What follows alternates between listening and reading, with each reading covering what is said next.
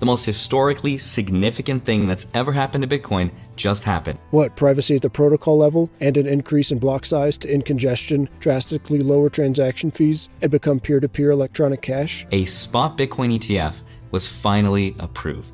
A spot Bitcoin ETF? Following that decision that some have described as historic is SEC Chair Gary Gensler.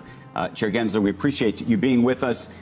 Let me start by asking you this. Do you consider the decision historic? The decision referenced is the U.S. Court of Appeals for the D.C. Circuit, siding with Grayscale over the SEC to launch a Bitcoin ETF. And it appears that it's a decision that you made either reluctantly or perhaps even begrudgingly. Well, look, Andrew, this has been considered for a long time. As you know, starting under Chair Clayton, we had disapproved a number of these over the years, and something had changed. I'm a deep believer in the rule of law and a respect for the courts, and taking a new court decision into consideration, we move forward. I think this is the most sustainable path forward. Gary says he's, quote, a deep believer in the rule of law. Does that mean he previously acted unlawfully? Really, though, this demonstrates the arbitrariness of the so-called rule of law. What Gary conflates to be the rule of law are merely opinions put forth by a small group of people. But that's a rabbit hole for another day. Let's continue. Why are Bitcoin ETFs important? Well, a report from Galaxy points out the key reasons: greater reach for both retail and institutional investors. It's the big money and the nation states that are now chasing it. It's the retirement accounts, the pension funds, the 401ks, the IRAs, and the Fortune 500 companies where we could see billions of dollars flowing into Bitcoin. $4.6 billion. That was the amount of money that flowed into the long-awaited Bitcoin ETFs on their very first day of trading last week. The new Bitcoin ETFs are meant to benefit Wall Street, which will collect management fees for doing very little. And even though Gary often spouts nonsense, he occasionally does drop some truth. There's an irony in the midst of this. Satoshi Nakamoto said this was going to be a decentralized system, and finance, this has led to centralization. We benefit directly from this. Kraken provides the indice for 6 of the 11 spot Bitcoin ETFs that were approved. And 10 of those companies will outsource custody of the Bitcoin in their ETFs, most going with Coinbase. Will these Bitcoin ETFs grow acceptance of crypto? Some think so. CeFi, this intermediate step, is necessary. It's why companies like Coinbase and Kraken are so valuable. So if we think about that as this is an interim step for longer term full adoption. Our mission is to grow cryptocurrency adoption to achieve this end goal of financial freedom. And hey, this, the introduction of ETFs is another access point for individuals to come into the space. But others disagree. Crypto's promise was a decentralized digital currency. Handing your money to BlackRock and Wall Street defeats the purpose of the asset class altogether. And if enough people give up the freedom Bitcoin offers, it will simply become the next asset class Wall Street completely owns and controls.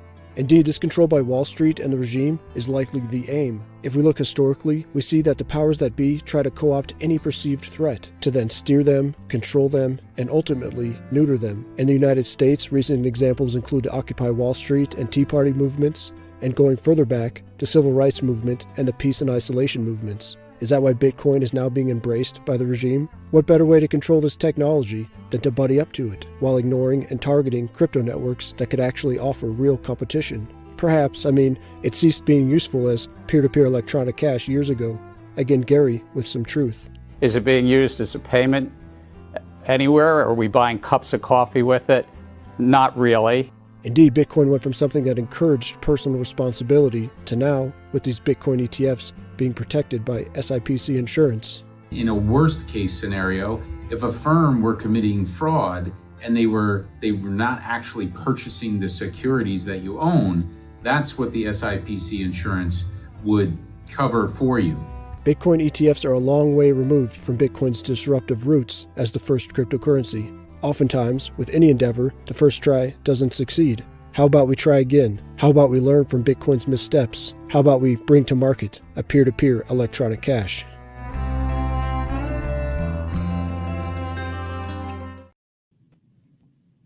everybody. How's it going? Welcome to Incubator Weekly. Sounds good to me. Let's bring this digital cash. Let's bring it. Right? I was just thinking, like, I don't need to mess with private key management if I get SIPC insurance. Dang. I wonder what the cost comparison is. You know, I don't even want to go there because I want to talk instead about a web wallet that supports digital cash. Are you here to talk to us about that, Jojo? Yes, I am. Well, without any further ado, should we hop right into your screen share? And by the way, everybody, this is our second update about this wallet. And yeah, we're pumped to see what you have for us. Jojo, is that all right? Can I pull that up? Sure. Great. Yeah, so in the Dash Incubator, we've been building this wallet from scratch using some tools that CoolAJ86 has built for the incubator and maybe some other stuff that have been forked off and on here. But yeah, we've been building this and it's stage one. Oh, I should have brought this up actually. Let me see if I can find this real quick. Is the code base. Let's see. So this is all open source inside of the Dash, well, the Dash Hive channel, but we've got the wallet UI here. So this is open source. You can download it, run it yourself. But other than that, let's generate a wallet. There's a link to that repo on this URL that we're looking at right now as well, right? So if you scroll down to the bottom. Correct. Well, it's not showing yet, but once I get in here, so let's actually start and just generate a wallet. So I'm going to call this one Jojo. Okay. But I'm going to ask you to kind of slow down a bit and tell us what you're doing while you're doing it, because you've done this probably 300 times, but most people are seeing this user interface for the first time. So yeah, just take it. So what I just did on the left side here is click the generate new wallet. And this requires you to enter an alias. It's kind of like a username, but it's not enforced by any centralized server. It's enforced by your local wallet in your browser. And so you select an alias that you're identified for, and that will get shared with any contacts you make. And they'll store that alias for you in their wallet.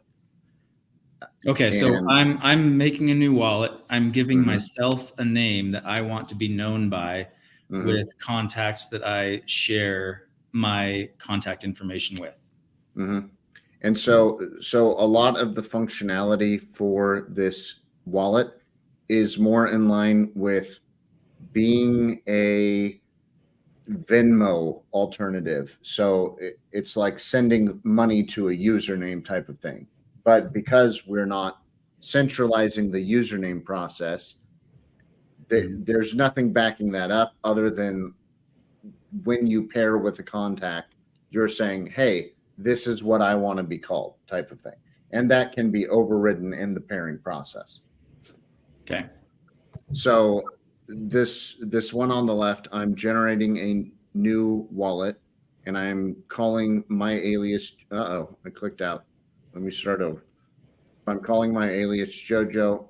If I click next here, it generates a new phrase. So this is a recovery phrase or seed phrase that can be used with Dash Core Wallet or other wallets that are recovery phrase compatible, essentially. So once you've got that copied or printed out or whatever, you click back up.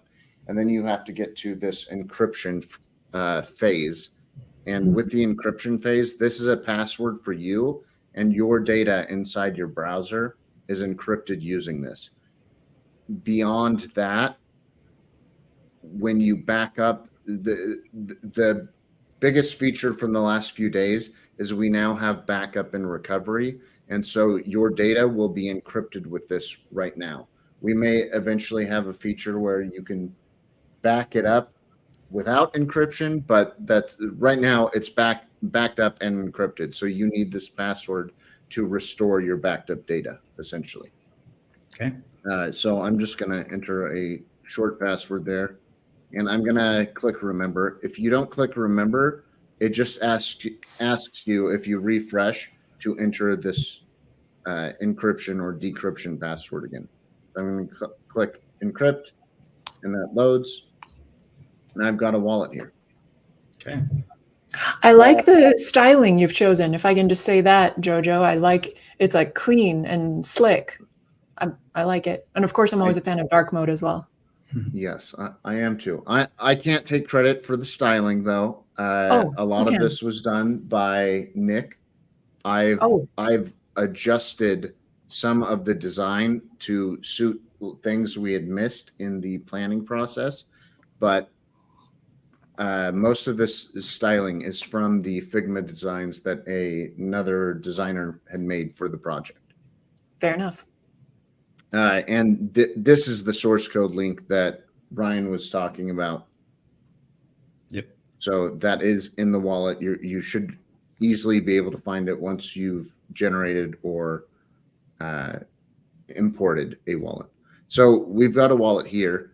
This is a new one. I've never used it before. It has no funds. I'm going to go ahead and import or add an existing wallet in this right one here. And so some of the new functionality we've got is you can use a key store, and these key stores should be compatible with Eldorado wallet, or more specifically XChain.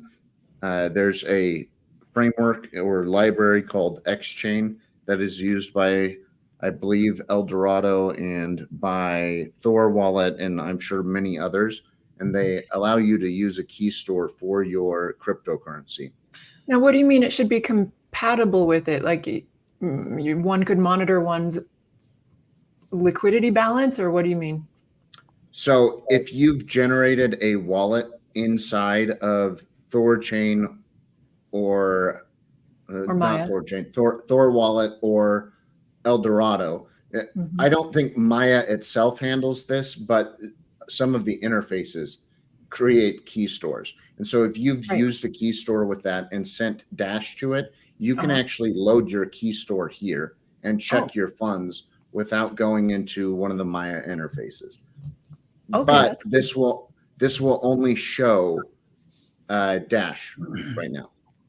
Got it. Or if you're one of the Maya people who isn't really in the Dash community and you have an Eldorado, a wallet created by Eldorado, instead of creating a new one at that first screen that we did, you would just import your Eldorado key store, and that key store contains, it contains the seed phrase and the key pairs for all of the coins that you were doing with Eldorado, but the Dash wallet here would just show your Dash balance. Okay. Yes. So I've got this key store I've already generated. I'm going to import that. I'm going to call this wallet byte. I'm going to say add wallet, and then I need to get the password in here. And this, instead of, usually this says encrypt for when you're generating one, but because this key store exists, it's decrypting the key store. It exists, so and it's already encrypted. Mm-hmm. That's why you have to decrypt it so that the wallet can then interface with it, right? So actually the key store has a recovery phrase in it that is encrypted. So that is, but I did just a key store in this example. Mm-hmm. So it doesn't have any of the other encrypted data of what we just got where you can back up your wallet.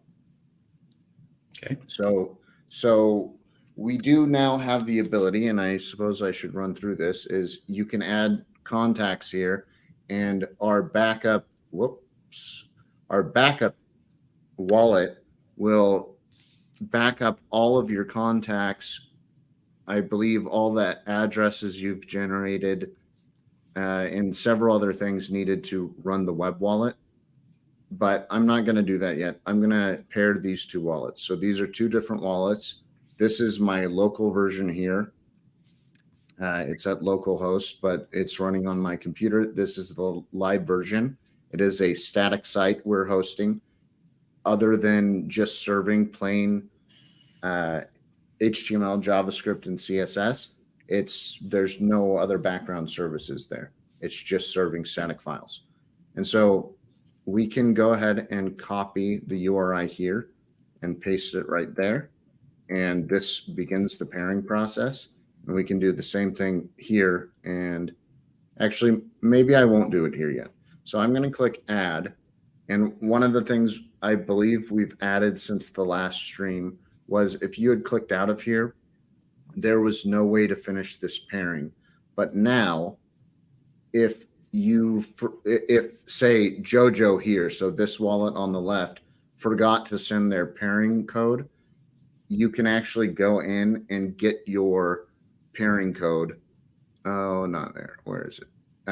So right here, you can click on that and you can get this URI that you need to share.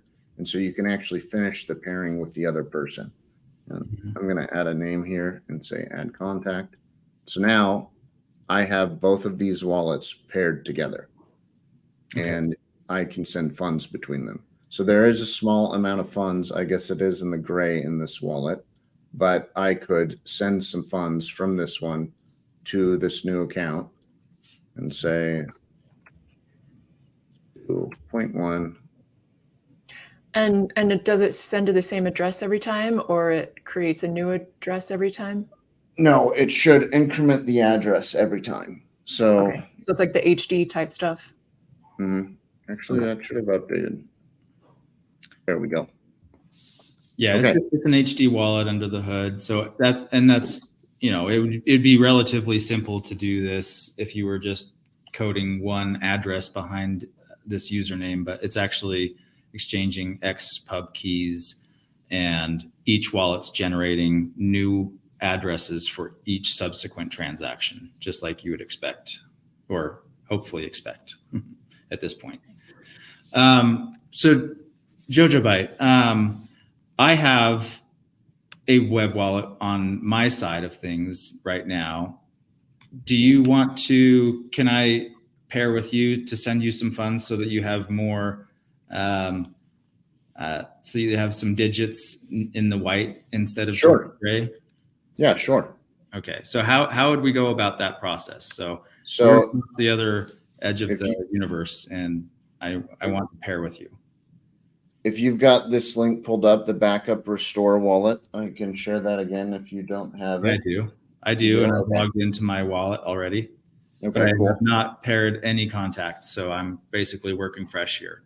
Okay, so I will share this URI in the chat here with you, and you'll take the URI that I just shared and paste that into your wallet. Okay. And you need to share your URI with me.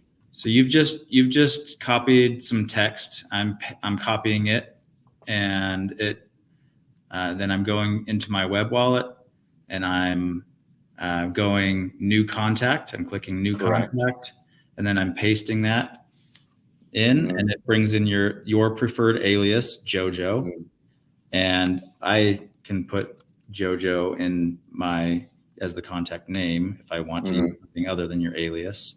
And then I click add contact, and now I see you as a contact for me. So I'm just going to click your username and then hit send, and I'm going to enter, let's say 0.01 dash, and I'm clicking send, and then I confirm.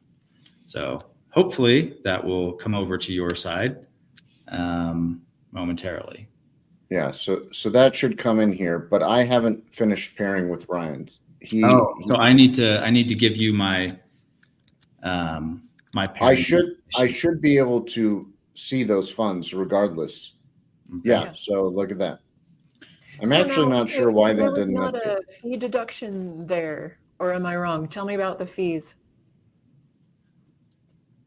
The fees are extremely minimal, but there are fees. We're sending on the Dash network, so there are fees. But CoolAJ86 had done a lot of work to optimize what he could, and a lot of it, if I recall correctly, I think Ryan's probably watched more of his streams on Dash than I have, but he investigated how things were being done. I like that Yeah. Ryan sent 0.01 and you received 0.01 instead of 0.009. I'm just wondering why. I paid the fee. Yeah. Yeah. I paid So the fee. so it added it on. Yeah. Yes. Okay. That's automatically subtracted from whatever wallet he's using. Okay. Okay. Now Jojobyte, can you tell me where do I go to help share my information with you so that we can continue this pairing?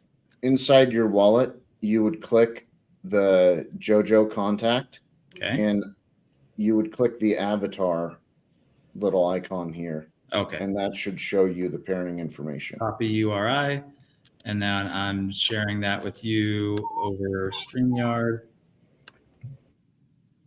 Okay, go ahead and you should see it now. All right. Okay, so now I can finish this pairing, pasting his in there. And it's got a get key store alias. I'm going to actually call this Ryan, though. Yep. And I'm going to add contact. So now I've got his finished pairing, and we've already received funds from him. So we've got a little bit more in this brighter text area. Okay.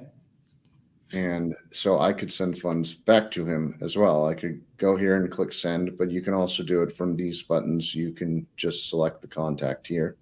So I could, let's do 0.005. Let's do that. Sure. It should leave us some still in the white area. Okay. There we go. So deducted, and I'm not sure what my balance was before, but I think it's probably, updated. So, okay, so why this wallet? We have Dash wallets. Why this wallet, Ryan? So yeah, we have Dash wallets. We have a mobile wallet, either on iOS or Android, and we have a desktop wallet, or at least, speaking of DCG's wallets, they create a mobile wallet and a desktop wallet, but we don't have a web wallet. I think we did have a web wallet at one point, but that's no longer maintained. And I don't know what, I was never a user of that wallet. I just heard that we had a web wallet at some point. But the purpose here is to, for one, have a web wallet for anybody who prefers web wallets, for one, just as a matter of giving people choice. But also, there's one aspect of decentralization that you can only achieve through a web wallet. If in the worst case scenario, Apple decided to remove wallets from their app store, cryptocurrency wallets, I personally would not be able to access my mobile wallet because they wouldn't be around. So, and that's not an inconceivable scenario at all. Or even if they didn't do something as broad as like, hey, all crypto's out the door, they could just say Dash is out the door. Yeah, and I don't think that's a very likely case, but it is a case nonetheless. Mm-hmm. And I don't want Apple being in control of whether I can use digital cash or not. Now, Android's a little bit better. There's also, Google controls Android for the most part, but there are alternative app stores that you can use for Google phones, Android phones. So that's nice, but there's nothing more decentralized than the web platform itself. Nobody can stop me from just hosting my own my own web wallet. And if I wanted to use somebody else's as a different provider because I just want convenience, and if that provider gets shut down, then somebody else can just take the open source code and run that hosted wallet, hosted UI themselves. And so I could just switch providers very easily. That's a game of whack-a-mole that nobody could ever beat by shutting down every web address that deals with cryptocurrency. It's just a losing battle. So that would never happen. So in terms of decentralization, it's a little bit of a bonus there. But primarily, I want this wallet to be very up to speed on all of the integrations. So if we have, let's say Bitrefill, we want to integrate Bitrefill right into the wallet using their API so that I can buy gift cards with Dash. Then, we can just integrate them really quickly. If some other provider comes around, we can integrate that really quickly. We can integrate Crowdnode. We can integrate Maya. So we can do all these integrations in a way that is quick and multiple people can work on, because it's just the web platform that there are millions and millions of developers available to us. Okay. So now it's been a slow start, relatively speaking. But now that we've got some of the preliminary security and base functionality out of the way, such as encryption and just the key generation and everything like that, the integration should be relatively straightforward from here on out, because it's mostly just, okay, what's the API? And we just slap a user interface on there and just build that out pretty quickly. Okay. So then do you want to talk about, like, in terms of when integrations, do you want to talk about the roadmap next, or do you want to delve more into like the code base type stuff of what you said is now finally out of the way, like the encryption stuff and the whatever other stuff you said I forgot? Yeah. Well, Jojobyte and I need to do a little bit of road mapping just now that we've got this key functionality out of the way. Need to see, and community, just give us your input. Like what do you want next? My plan is to do Crowdnode and Maya savers, probably Crowdnode first, because that's the most attractive, I think, use case. We've already built a Crowdnode CLI and SDK. And could those be used for this? Like those can just very go simply. We've already even built a UI for it. So Jojobyte has done a separate UI for Crowdnode. We just need to pull that and put it into the web wallet. So that should be pretty straightforward. That's probably my priority right now. And then when Maya Savers comes out, that would be another very easy, clear win, because we've already dealt with Maya. We have a user interface for Maya already. It's a separate thing as well right now, but just bring that into the web wallet as well. And then the next one after that would probably be the best gift card API that we can find. And I think that would probably be Bitrefill right now. But I know that Ash has something in the works as well at some point, but whenever that comes, we would add that as well, provided that they have an API. So in my screen share here, I've got the code pulled up and I can show the roadmap here. So this was our original roadmap and we are reaching the end of stage one. So we've got stage one here. Can you zoom in just a little bit? Yeah, I tried. Yeah, there you go. Too much? Is that good? One more. For some reason, this is not going. Yeah, that's okay. Yeah. So that's why it is like. Yeah. Sure. All right. Let's see if that's enough. It's bigger text anyway. So yeah. All right. So our roadmap, we had it sectioned up into stage 1 through 5, and each stage got a little more loose and up in the air. So stage 1 was, these are the core features we need. This is our MVP, essentially, minimum viable product. So stage 1 is MVP. And with the backup features that we've just got added over the last few days, it is reaching the end. The only reason this isn't checked off is because I want to tweak the backup dialog a little bit. But once that's done, we've completed stage 1. We need to do some bug like testing and stuff like that. But other than that, we should be good to move on to stage 2.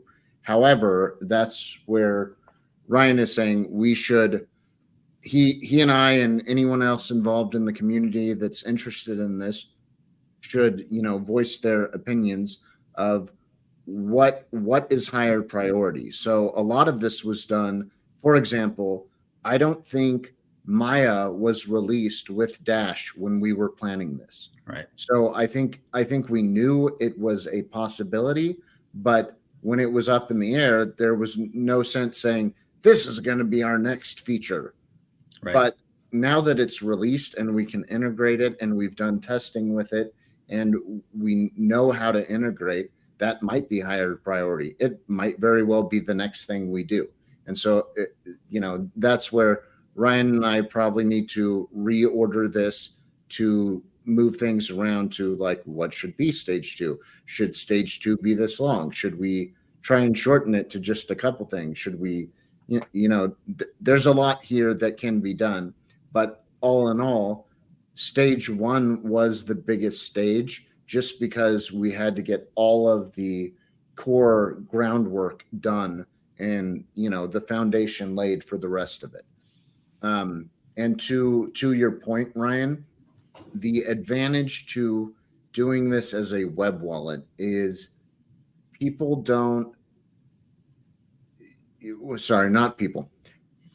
need to submit this to an app store to get it approved. If we want to integrate with, and I think we had it down here somewhere. So if we want to integrate with Crowdnode, if we want to integrate with Maya, I thought we had, there we go, Bitrefill, Dash Direct, sorry, rest in peace.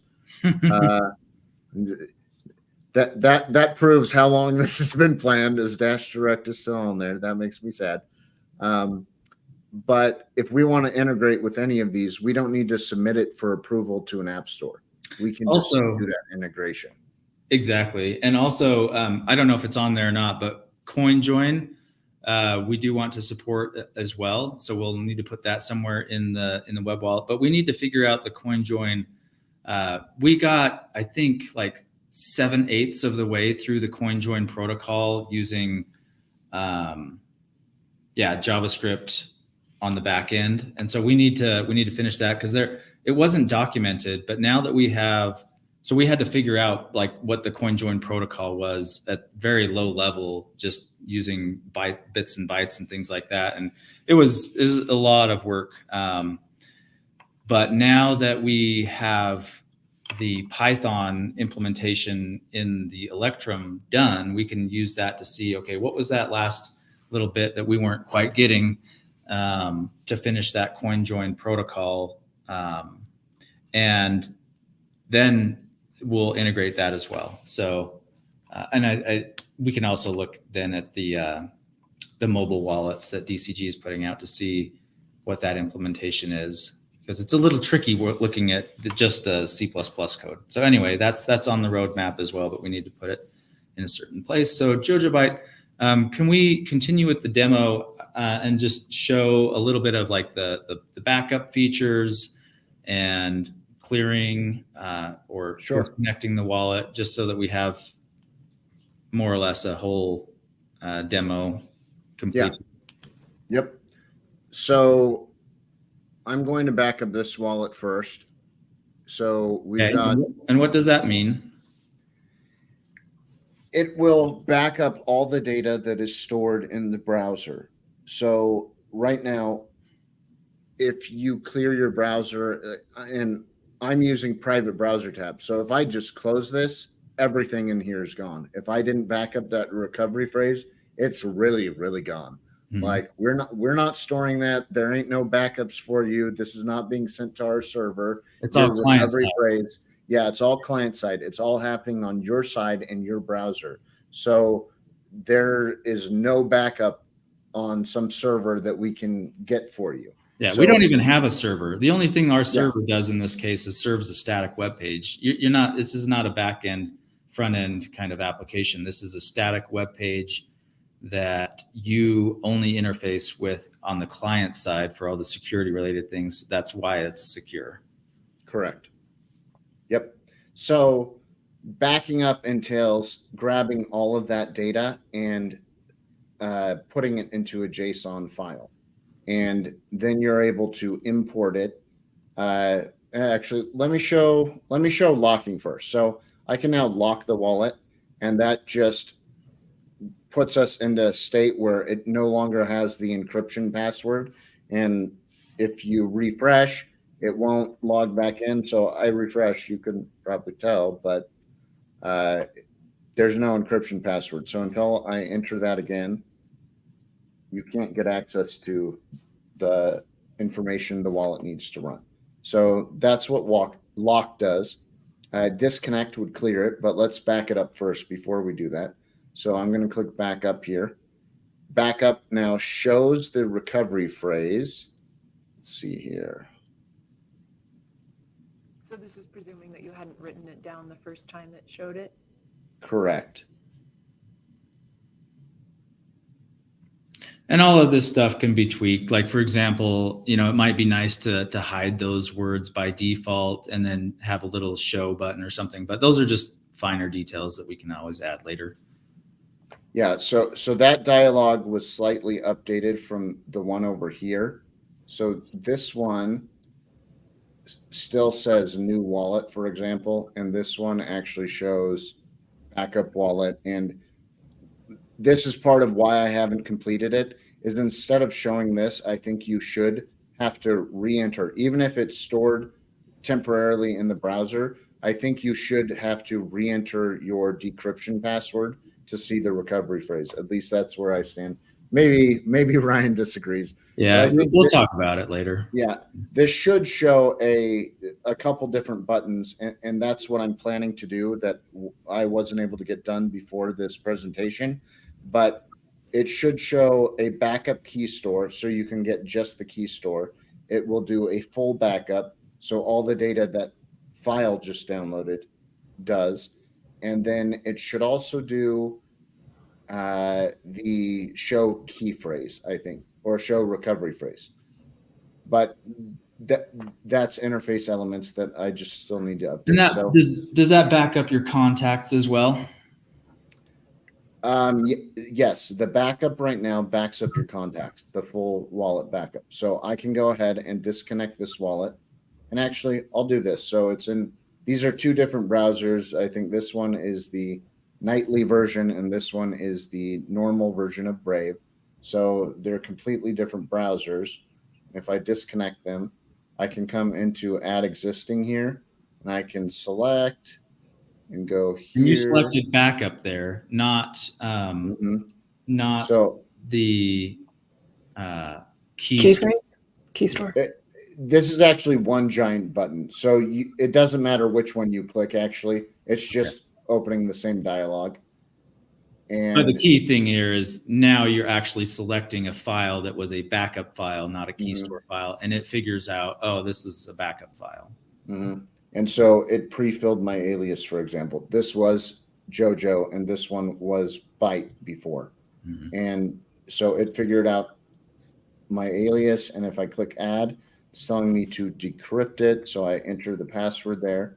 If I decrypt, now I've got the contacts that the left wallet had, and I've got the balance of that wallet. Okay. So those are the most recent features we've added, is this backup, lock, and disconnect.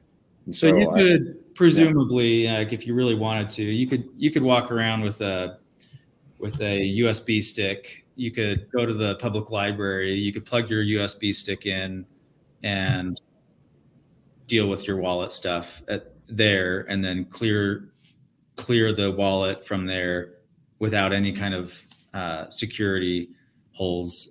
It would be a secure way to do that. Presumably, I don't know. We can talk about, but if that would be nice. You could do that. Like, you could have your wallet on a USB stick, has all your contacts, hop a border or something like that, and you've got a wallet that's got all your stuff.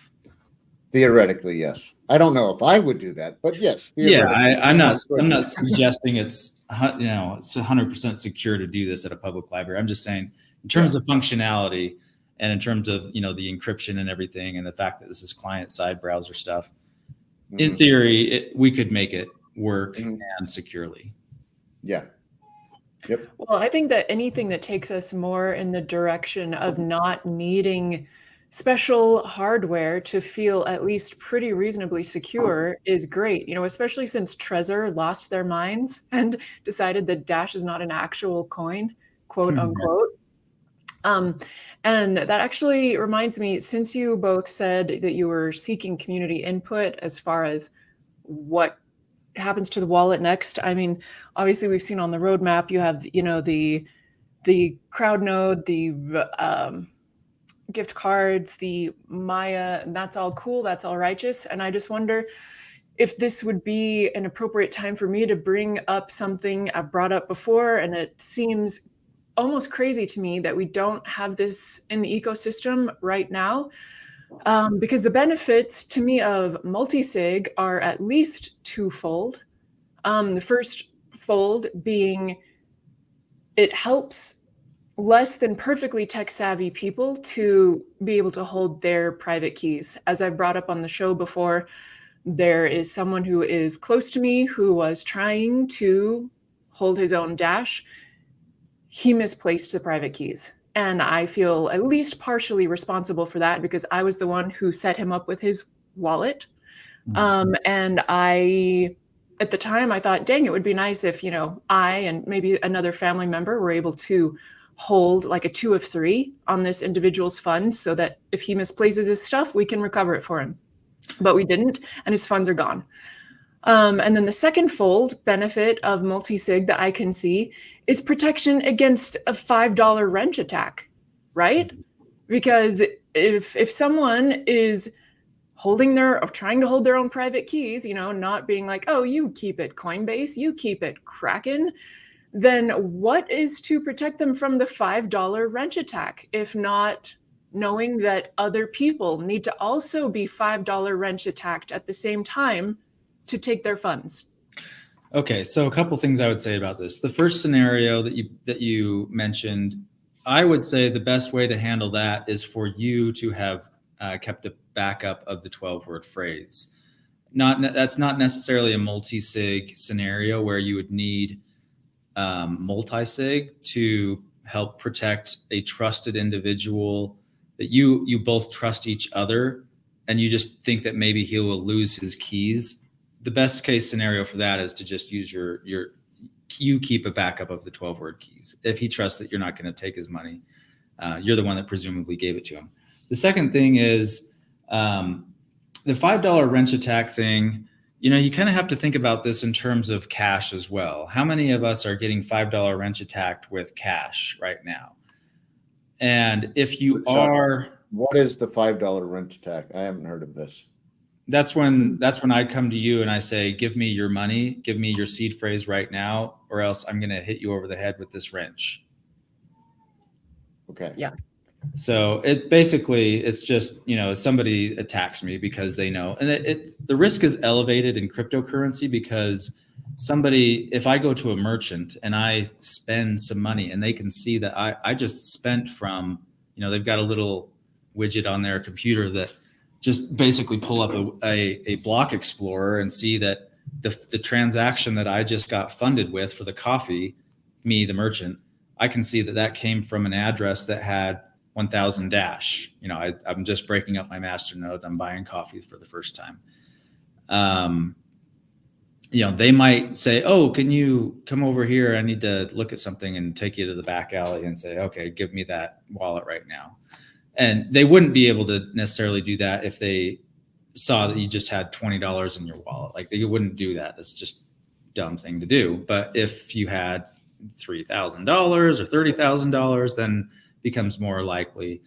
So that's. I don't think that that's the only scenario, though, where someone just so happens to look back in the block explorer and, sure, this person who randomly came in today actually has some funds.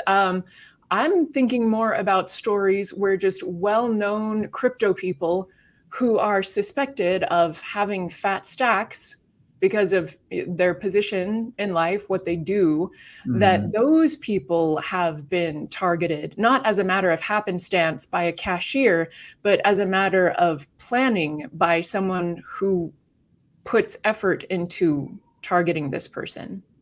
Sure. Again, I think it's a little bit, I do always try to be security oriented, but I think it has to be put in the proper context. Like you can know when somebody's fiat wealthy as well, and how many wrench attacks are happening. So you might. But that's because their money's in a bank. That's because their money's in a bank.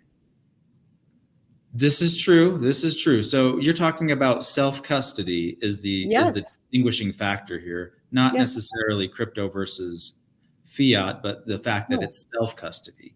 And most fiat people aren't walking around with their whole bank account in their possession. But I would say, you need to make sure that your security practices are such that you are also not walking around with tons of crypto wealth in your personal custody at any time. So it could be, I don't want to go down too far, we're getting a little bit into the security land, and that's a deep rabbit hole. But I would say that the overall message is you have to practice the same kind of security that you do in the normal world.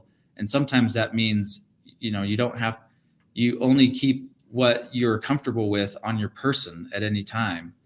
And you keep the rest of your wealth somewhere that's, like you said, like multi-sig and whatnot. But I don't know if this web wallet is trying to achieve that. It's more trying to achieve convenience for spending in online settings. And anything to add to that, Jojobyte? In terms of, I don't want people walking around with $30,000 on the web wallet right away. I don't even want people walking around with $1,000 on the web wallet right away. Or even 10. I fully agree. It's just now is not the time to be thinking about those things. Right now, it's time to focus on cool features with some base level of security, which we already have done with the encryption, I think. After that, if we're a year down the road, then we can start thinking about multi-sig and some of these higher level security features. But I'm not sure if those will ever be a web wallet focus. Does that help, Amanda? Yeah. Okay.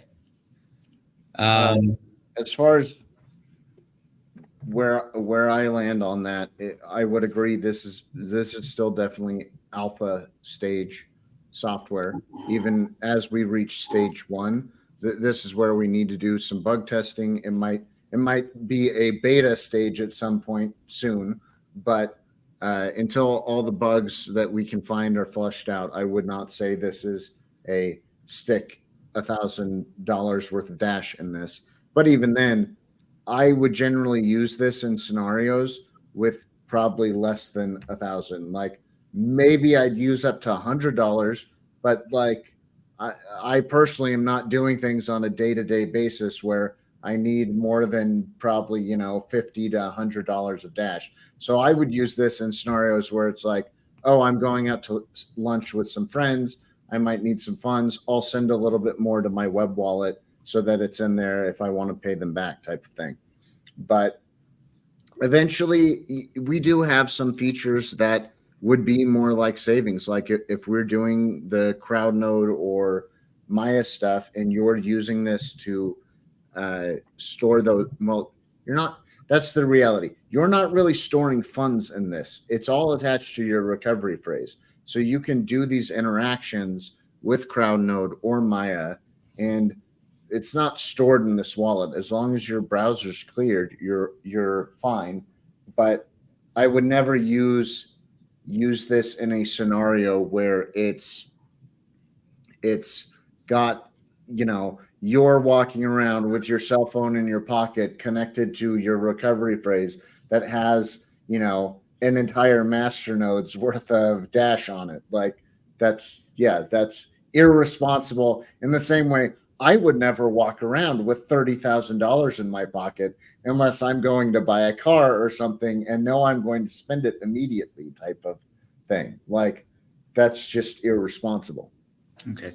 Did we finish the the feature set of the wallet, or do we still have some things to demo?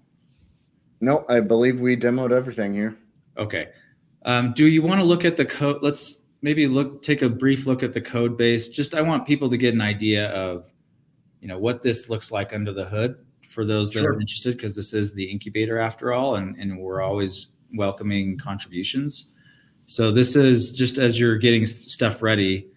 This is a pure JavaScript, CSS, HTML wallet, no frameworks involved here. And that's not very common. Most people, when they're developing something, especially an app that has user interactions, they're almost always using some kind of a user interface framework like React or Vue or Angular or Solid or Svelte, or all of these different frameworks. There's huge industry behind this, but we've decided to go with just pure HTML essentially. And so how does this look? So this is the package.json. We've got a dev dependency just for some types, and these are the actual dependencies. A couple of these actually need to be removed. I don't think we're using IDB right now, but regardless, most of these, for example, all of these Dash ones, this cryptic storage, and these ones were all built within the incubator. So let's highlight the ones that are not built by the incubator itself, because I think that's a smaller list. So this is a QR code scanning library, which is used in the request side of it. But because we're not in person, it's not as useful. So we didn't demonstrate that. And I believe we demonstrated it last time. Okay. There's also the HTML5 QR code, which is used for generating. So this one is a reading library. This one is a generating library. And actually that is also connected to the QR codes. So those are just QR code related. And then local forage is used for storing data. Okay. And that's the only external dependency. So Shenmik is saying, what's the bundle size? That's a great question. We don't bundle.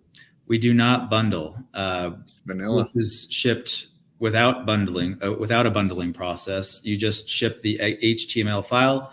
The HTML file gets read by your browser, and then it sends requests for these other libraries. Correct me if I'm wrong on any of this. So it's making requests to get all these runtime dependencies without any kind of bundle. But if there was a bundle, I think the question still is valid. What is the overall size that you're loading into the browser is definitely a valid question, because I definitely think it's valid, but I don't know. Well, I would say just based on smaller than Dash SDK. Yes, my guess is that it's in the hundreds of kilobytes rather than in the single digits or even tens of megabytes, which would be if we had used existing tools like the Dash SDK.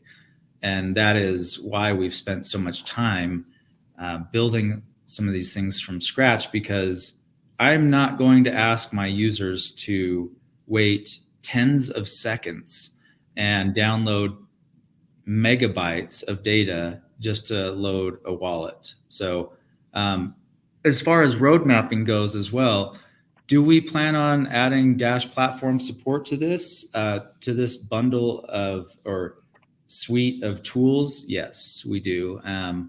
And I don't know the extent or timeline that we will do that. Obviously, we have to wait for it to get to mainnet first. Let's see, 64 requests, 115 bytes transferred, 1.1 megabyte resource finished in 295 milliseconds. So this thing loads in 0.3 seconds is what that's saying. Less than 0.3 seconds, this thing is up and rocking. I think that's a huge win. Yeah. I actually, so some of the encryption stuff, I think actually slowed things down, and I would like to improve that. It's not exactly high priority for me right now because apparently it's still fast, but it's added a noticeable delay to me, and I dislike that. So I would prefer to have things set up in a way where it doesn't feel like there's a delay using the interface at all. But yeah, again, it's not high priority fix right now because it's still pretty dang fast. Right. And just to wrap up with that thought that I had about the platform integration, websites need a database on the back end in many, many cases.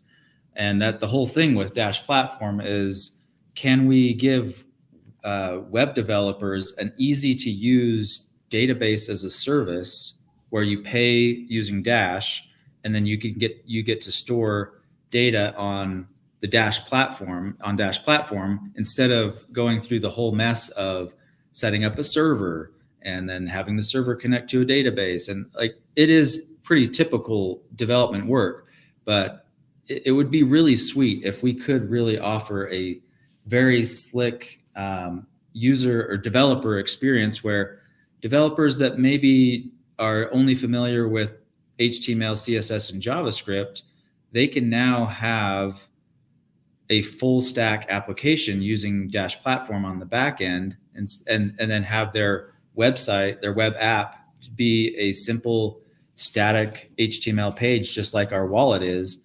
But you can then also store data on the back end, meaning Dash Platform. So if we can get that user experience for developers and users really dialed in, I think that there is, and the cost's relatively low, I think that there's a good use case for platform. But we need to build that in a way that is friendly to developers and not bloated in package size. So I'm hoping to look into that.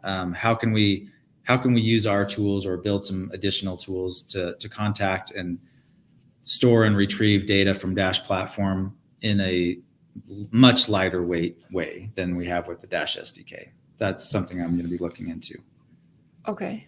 So final question from me then is, how does this web wallet compare to another web wallet that is also currently being funded from the Treasury, which is viewable at dashmoney.io? I don't know if you're familiar with that, Jojo. I've just put the URL in our private chat. But yeah, is this guy doing something similar to what we're doing? Is this guy doing something totally different? Tell me about that. He's doing something very different. He's building applications that are primarily focused on using Dash Platform. And so he's dealing with using testnet, Dash Platform on testnet right now. And he's using that Dash SDK, which I just talked about. Okay. And he's using the Dash SDK primarily for the Dash Platform features, not necessarily for part of what he's using the Dash SDK for is creating 12-word seed phrases and yeah, like basically that. But so there is overlap there with what we're doing.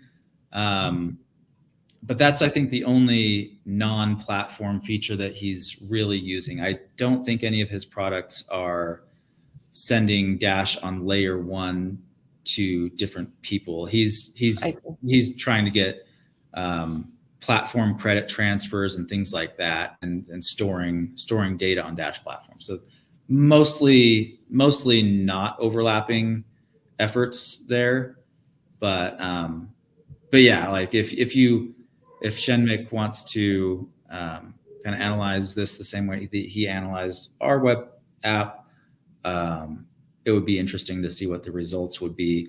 I haven't looked at it very much in detail, but I would guess that it's pretty slow load time. I mean, not necessarily that developer's fault.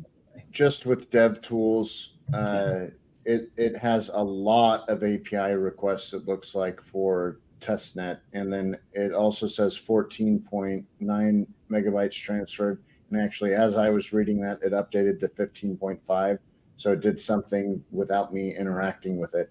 So it's transmitting a lot more data than ours is beyond and it's also minified as far as I can tell.